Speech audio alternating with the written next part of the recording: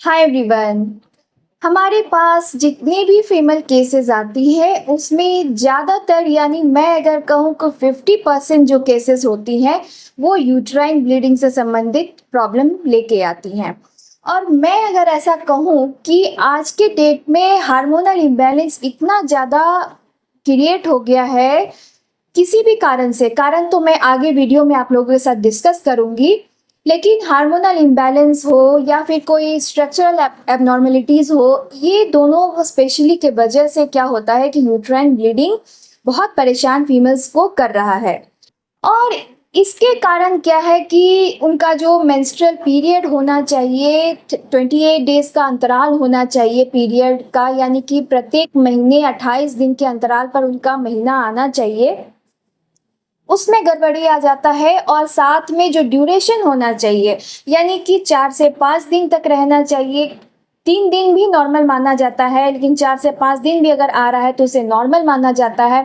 तो ये ड्यूरेशन भी क्या है कि बहुत ज़्यादा इंटरफेयर हो रहा है, और इसका वजह जो है ये बहुत सारा होता है जो मैं आपको बताऊंगी आगे। लेकिन पहले तो हम ये जाने कि ये जो मेंस्ट्रुअल ब्लीडिंग होता है, इंटरमेंस्ट्रुअल ब्लीडिंग होता है, यूट्राइन ब्लीडिंग होता है, जिसे हम दो नामों से जानते हैं मेडिकल फील्ड में, एक तो मेट्रोरेजिया और मेनोरेजिया। तो ये दो नाम जो हैं ये अपने आप में बहुत ही डिफरेंशिएटिंग पॉइंट रखते हैं, यानी कि दोनों को अलग अलग समझना चाहिए। सिर्फ यूट्राइन ब्लीडिंग मान लेना ये सही नहीं है, क्योंकि दोनों में ही ब्लीडिंग होती है, पर वजाइना यानी कि यूट्राइन ब्लीडिंग होती है।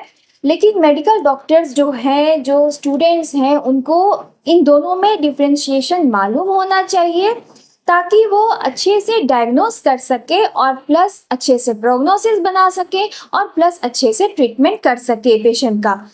तो मैं इस वीडियो में मेट्रोरेजिया से संबंधित बातों को आप लोग के साथ डिस्कस करने जा रही हूँ, और मेट्रोरेजिया किसे कहते हैं और उसके क्या क्या कॉज होते हैं ये मैं आप लोगों को इस वीडियो में बताऊंगी। नेक्स्ट वीडियो में मैं आपको डिस्कस करूंगी कि इसी मेट्रोरेजिया के कंडीशन के लिए हमारे होम्योपैथिक मोड ऑफ ट्रीटमेंट में क्या क्या मेडिसिन मैं ज़्यादातर पेशेंट को प्रिस्क्राइब करती हूँ, जिससे बहुत अच्छा रिलीफ पेशेंट को मिलता है। और साथ में मैं ये भी बताऊंगी कि जो एलोपैथिक साइड में जो मेडिसिन यूज़ होती हैं उनको करने से आपको क्या साइड इफ़ेक्ट्स आपको झेलने पड़ जा सकते हैं, और क्या क्या मेडिसिन उसमें यूज़ की जाती है। इन सारे बातों को डिस्कस करते हैं। आइए इस वीडियो को शुरू करते हैं। शुरू करने से पहले let me introduce myself first. I am doctor Monika Gupta. I am third generation homeopath of my family, working as medical officer under Bihar government, and also I am practising homeopathy for more than 20 years। अपनी बात को start करने से पहले हम ये जानते हैं कि मेनोरेजिया और मेट्रोरेजिया, ये जो वर्ड है यूट्राइन ब्लीडिंग से संबंधित, इसके क्या मतलब होते हैं। तो मेट्रोरेजिया जो है, इसको आप ऐसे साधारण शब्द में समझिए याद रखने के लिए कि मेट्रो मतलब क्या होता है कि बहुत फास्ट चलने वाला, है ना। तो फास्ट चलने वाला कहने का मतलब है कि आपका जो पीरियड महीना में एक बार आना चाहिए, 28 दिन के अंतराल पे आना चाहिए। ये 28 दिन पे नहीं आ रहा है, महीने में 2 बार आ जा रहा है, 3 बार आ जा रहा है, किसी किसी का 5 बार आ जाता है। तो ये जो इंटरमेंस्ट्रुअल ब्लीडिंग है, मतलब कि दो पीरियड के बीच में आपका ब्लीडिंग हो जा रहा है, इसी को हम मेट्रोरेजिया कहते हैं, ठीक है। और ये जो मेट्रोरेजिया है, इसका जो ब्लीडिंग है ये स्कैंटी भी हो सकता है और कोपियस भी हो सकता है। कहने का मतलब है कि ब्लीडिंग आपकी कम भी हो सकती है और ज़्यादा भी हो सकता है। और साथ में होम्योपैथिकली जब हम ट्रीटमेंट पे की बात करते हैं तो हमें ब्लड के कलर के ऊपर भी ध्यान देना पड़ता है कि हमारा जो ब्लड आ रहा है वो किस कलर का है, क्लॉट के साथ में है या क्लॉट के साथ में नहीं है, पेनफुल है या पेनलेस है। इन चार बातों को लेके हम चलेंगे दोनों ही कंडीशन में, मेनोरेजिया की कंडीशन में भी और मेट्रोरेजिया की कंडीशन में भी। मेरी बात शायद आप लोग को समझ में आ रही होगी। यानी दो कंडीशन हुई, एक मेनोरेजिया और मेट्रोरेजिया, ठीक है। मेट्रोरेजिया में मैंने आपको जैसा बताया कि दो पीरियड के बीच में ब्लीडिंग आ जाती है, और इस ब्लीडिंग का जो है वो फ्लो जो है वो स्कैंटी और ज़्यादा या कम रह सकता है, एक सिम्टम हुआ। दूसरा सिम्टम हुआ कि पेनफुल या पेनलेस हो सकता है, और कैरेक्टर ऑफ द ब्लड यानी कि ब्लड का कैरेक्टर क्या है। ठीक है, ये 3 बातों को आपको ध्यान में रखना पड़ेगा। समझ में आ गया। अब सेकेंड जो वर्ड है वो है मेनोरेजिया। मेनोरेजिया का मतलब होता है कि आपका जो ब्लीडिंग आ रहा है वो 5 दिन ना होके वो प्रोलॉन्ग्ड हो गया। कहने का मतलब है, पेशेंट बताती है कि मैडम जो मेरा ब्लीडिंग होता है वो 3 से 5 दिन न रह के 7 दिन, 10 दिन, 15 दिन तक भी एक्सटेंड कर जाता है। तो हमारे जो रिपर्टरी में प्रोट्रैक्टेड नाम का जो रूब्रिक है वो आप इस्तेमाल कर सकते हैं। मेनोरेजिया जो सिम्टम है उसको रूब्रिक के तौर पर ले सकते हैं। बहुत सारा रूब्रिक है जो मैं आपको नेक्स्ट वीडियो में डिस्कस करूंगी कि कौन कौन सा रूब्रिक आपको लेना चाहिए, लेकिन पहले तो आप ये जान जाइए कि मेनोरेजिया क्या होता है। तो मेनोरेजिया का मतलब हुआ कि आपका जो ब्लीडिंग है वो एक्सेस हो रहा है और ड्यूरेशन में भी एक्सेस हो रहा है, अमाउंट में भी एक्सेस हो रहा है और ड्यूरेशन में भी एक्सेस हो रहा है। तो ये जो ब्लीडिंग है, जो एक्सेस ब्लीडिंग कह सकते हैं आप, इसको ही हम मेनोरेजिया कहते हैं। तो मेट्रोरेजिया में क्या है कि आपके 1 महीने के बीच में 2-3 बार भी ब्लीडिंग हो सकती है, जिसे हम मेट्रोरेजिया कहें। और मेनोरेजिया की कंडीशन में क्या होता है कि आपकी ब्लीडिंग जो है वो ज़्यादा होती है और ज़्यादा दिनों तक भी रह सकती है। तो ये दोनों 2 कंडीशन हो सकती है मेनोरेजिया में। या तो पेशेंट बोलेगा कि मैडम होता तो 3 या 5 ही दिन के लिए है, नॉर्मल पीरियड में ही होता है, यानी 2-3 दिन ही रहता है, लेकिन बहुत ज़्यादा एक्सेस ब्लीडिंग होती है तो उसे आप मेनोरेजिया कहेंगे। या फिर पेशेंट बोलता है कि नहीं, अमाउंट तो सही रहता है, स्कैंटी ही रहता है, लेकिन जो ड्यूरेशन है वो बहुत लंबा हो जाता है मैडम, 7 दिन 10 दिन तक भी ये चला जाता है, तो इसे भी हम मेनोरेजिया ही कहेंगे। ठीक है, लेकिन मेट्रोरेजिया किसे कहेंगे? मैंने आपको जैसा बताया कि पीरियड के बीच में, 2 पीरियड के बीच में, यानी 1 महीना के अंदर आपको ब्लीडिंग 2 बार या 3 बार हो जा रही है, या 15 दिन पर हो जा रही है, या महीने में 2 बार हो जा रहा है, महीने में 3 बार हो जा रहा है, तो इसे ही हम मेट्रोरेजिया कहते हैं। तो आशा करती हूँ कि ये बात आपको समझ में आ गई होगी, दोनों को डिफ्रेंशिएट हम कैसे करेंगे। अब अगर हम बात करें कि एलोपैथिक मोड ऑफ ट्रीटमेंट में इसके लिए क्या इस्तेमाल किया जाता है, तो मेरी जानकारी के अनुसार जो सिम्टम क्रिएट होते हैं, जैसे कि पेशेंट ने बताया कि मुझे पेन हो रहा है, तो वैसे कंडीशन में आइबुप्रोफेन का इस्तेमाल वो लोग करते हैं पेन को ख़त्म करने के लिए। देन अगर पेशेंट बोल रही है कि मुझे बहुत ज़्यादा ब्लीडिंग बहुत ज़्यादा एक्सेस हो रही है, तो ब्लीडिंग को कम करने के लिए ट्राइनेक्समिक एसिड करके जो दवा आती है उसका इस्तेमाल करते हैं। थर्डली में अगर पेशेंट बोल रही है कि हर महीने में ऐसा हो जा रहा है, तब वो लोग कॉन्ट्रासेप्टिव पिल्स का इस्तेमाल करते हैं, यानी कि प्रोजेस्टेरॉन का जो पिल्स आता है वो दिया जाता है। तो इस तरह का जो ट्रीटमेंट है, इससे आपका जो आप अगर सोचते हैं कि नहीं, जो मेरा हार्मोनल इम्बैलेंस है वो ठीक हो जाएगा, तो हो सकता है कि आपका 1-2 महीने के लिए, हो सकता नहीं है, होता ही है, ये मैं आपको प्रूफ के साथ बता रही हूँ, क्योंकि मेरे पास ऐसे कई केसेस है जिसमें ऐसा ही होता है कि कॉन्ट्रासेप्टिव पिल्स लेने के बाद क्या होगा। एक तो मैंने आपको जैसे बताया कि पेन किलर लिया तो पेन तो खत्म हो गया। ट्रैक्सोनिमिक एसिड जो यूज हुआ उसके लिए क्या हुआ कि ब्लीडिंग आपका वहाँ रुक गया, ज़्यादा फ्लो जो हो रहा था वो कम हो गया। वो दोनों दवाई का तो काम वहाँ तक सीमित है। लेकिन कॉन्ट्रासेप्टिव पिल जो दिया गया उससे आपका हार्मोनल इम्बैलेंस को ठीक करने के लिए दिया गया। तो ये जो हार्मोनल इम्बैलेंस को ठीक करने के लिए पिल्स आप खाए, तो इसका असर जो है ये 2-3 महीने तक रहता है। 2-3 महीने आपका ब्लीडिंग बड़ा अच्छा से आएगा, एकदम प्रॉपर वे में आएगा। पेशेंट आके कहती भी है कि मैडम दवा खाने के बाद, जो मैंने एलोपैथिक दवा खाया उसके बाद 2-3 महीने तक तो सब कुछ अच्छा रहा, लेकिन फिर से वही कहानी रिपीट हो गया। तो ये जो बात है, यानी कि आपका जो बॉडी है जिसमें कुछ ना कुछ गड़बड़ी है, जिसके कारण ये हार्मोनल इम्बैलेंस आपका हो रहा है, वो चीज़ आपका ख़त्म नहीं हुआ। अगर वो ख़त्म हो गया होता तो फिर ये इम्बैलेंस आता ही नहीं, ये आपका मेंस्ट्रुअल प्रॉब्लम फिर दिक्कत करता ही नहीं, क्योंकि ये कोई ऐसा मशीनरी चीज नहीं है कि ऊपर से आपने उसको ठीक कर दिया है ना तो वो ठीक हो गया। वो अंदर से उसको जब तक हील नहीं किया जाए तब तक ये चीज प्रॉपर वे में ठीक नहीं होगा, क्योंकि ये अपने बॉडी का अपना सिस्टम है, अपना खुद का सिस्टम है, और ये खुद का सिस्टम बॉडी खुद कंट्रोल करता है, खुद ठीक करेगा। ऐसा कुछ भी नहीं है कि आप ऊपर से हार्मोन डाल दीजिएगा और वो आपका बॉडी उसको एक्सेप्ट कर लेगा और जिंदगी भर के लिए आपको ठीक कर देगा, ऐसा पॉसिबल नहीं है। तो कहने का मतलब मेरा यहाँ पे ये है कि ऊपर से कॉन्ट्रासेप्टिव पिल्स या हार्मोनल कोई भी पिल्स आप लेते हैं अपने मेंस्ट्रुअल प्रॉब्लम को ठीक करने के लिए, स्पेशली मेट्रोरेजिया या मेनोरेजिया कंडीशन को ठीक करने के लिए, तो ये आप गलतफहमी में है, ये बिल्कुल ही ठीक नहीं होता है।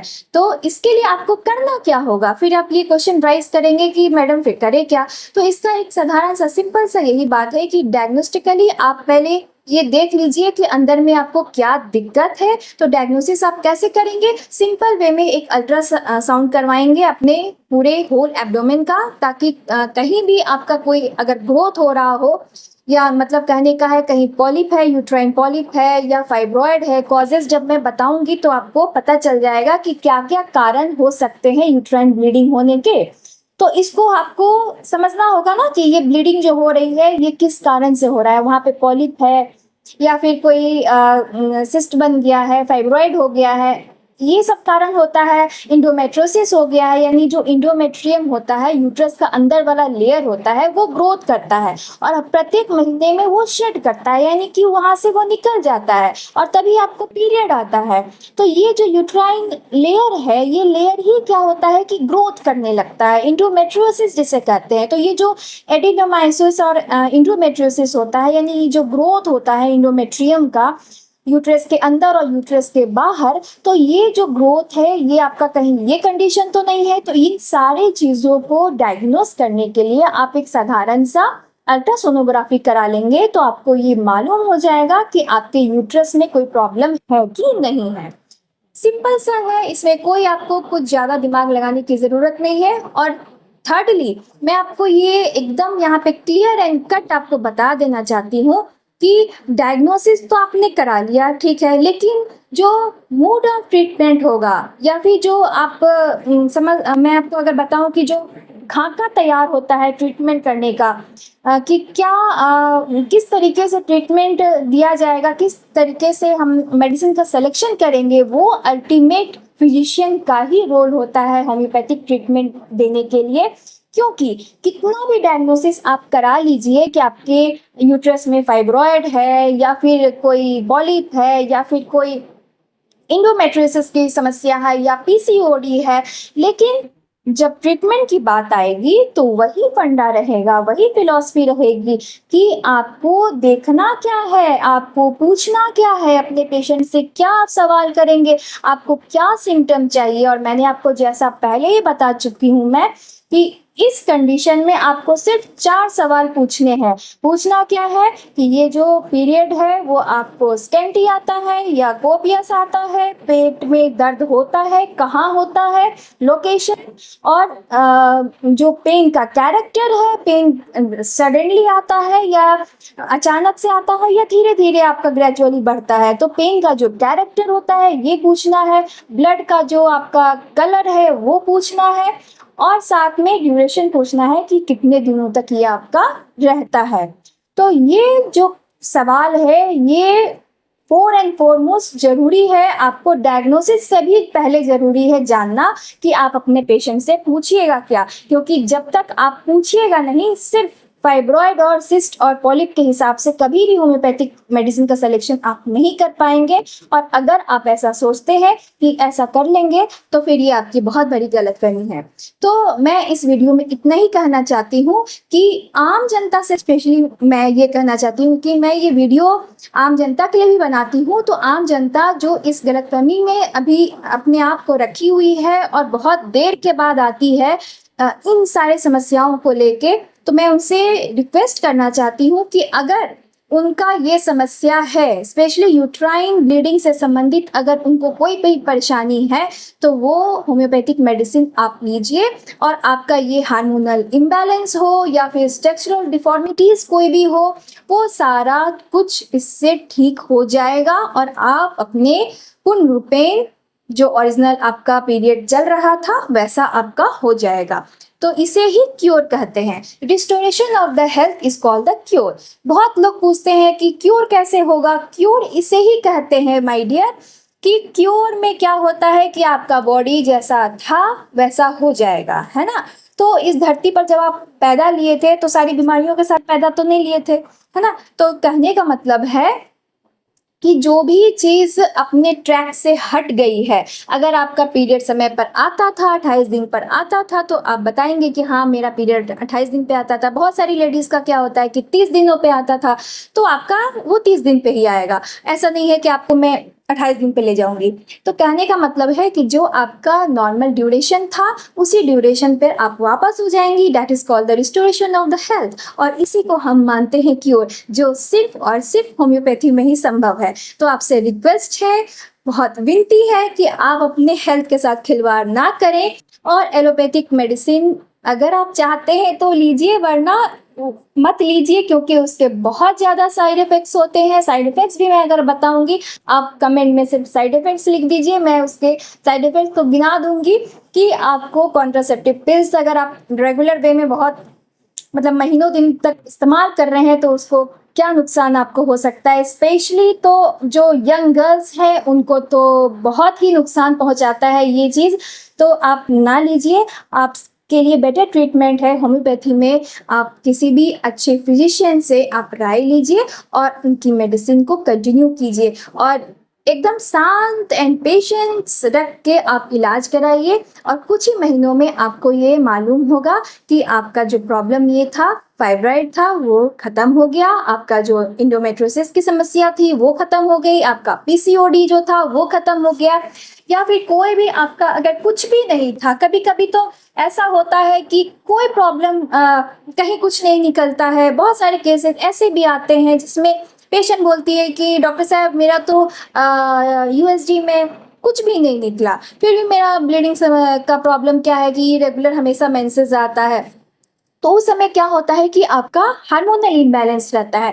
कभी कभी ओबेसिटी की वजह से भी हो जाता है, मोटापा जो होता है उसके वजह से भी हो जाता है, क्योंकि एक कॉज होता है, मैं तो कॉज अभी नहीं बता रही हूँ, नेक्स्ट वीडियो में बताऊंगी। टोनिसिटी होती है एक मसल, जैसे कि आपका पीरियड आने का क्या होता है, क्यों पीरियड हर महीने आता है। मैंने आपको बताया ना कि इंडोमेट्रियम का जो लेयर होता है वो शेड होता है, हर महीने निकलता है, और हर महीने निकलने की वजह से वो जो ब्लीडिंग होती है उसे ही हम पीरियड कहते हैं। तो ये जो यूट्रस सिकुड़ता है तभी तो वो सेट होता है ना लेयर उसका। जब यूट्रस सिकुड़ेगा नहीं तो लेयर हटेगा कैसे। तो ये जो यूट्रस का सिकुड़ने का शक्ति है, टोनिसिटी जो बोलते हैं यूट्रस का, वो खत्म हो जाता है। तो ये भी एक कारण है, यानी weak tonicity of the uterus भी कारण है, जो आपके मशीन में नहीं पकड़ाएगा, आपके किसी टेस्ट में नहीं पकड़ाएगा। तो कहने का मतलब है कि बहुत सारी बातें जो है वो मशीन नहीं पकड़ पाता है, लेकिन आपको तकलीफ होती है। तो ये जो चीज़ है जिसमें होता है कि कोई भी टेस्ट में नहीं आया, कहीं भी कुछ नहीं आया, और फिर भी मुझे तकलीफ है, तो ये डॉक्टर ना समझे कि ये पेशेंट गलत बात बोल रहा है, पेशेंट मुझे बेवकूफ़ बना रहा है। नहीं, पेशेंट कभी भी बेवकूफ़ नहीं बनाता है, पेशेंट को कुछ तकलीफ होती है तभी वो आपको बताता है। तो कहने का मतलब है कि अगर इस तरह की समस्या से आप जूझ रहे हैं तो आप होम्योपैथी ज़रूर अपनाएं, और होम्योपैथी से आपको आपके प्रॉब्लम का निदान ज़रूर मिलेगा। इन बातों को करते हुए ये वीडियो मैं समाप्त करती हूँ। मिलती हूँ अपने नेक्स्ट वीडियो में। इसके कॉज को आपको समझाऊंगी कि क्या क्या तरह के कॉज होते हैं जिसमें मेट्रोरेजिया से संबंधित प्रॉब्लम्स पेशेंट को आती है। So thank you for listening, keep smiling and keep healthy always. Bye bye.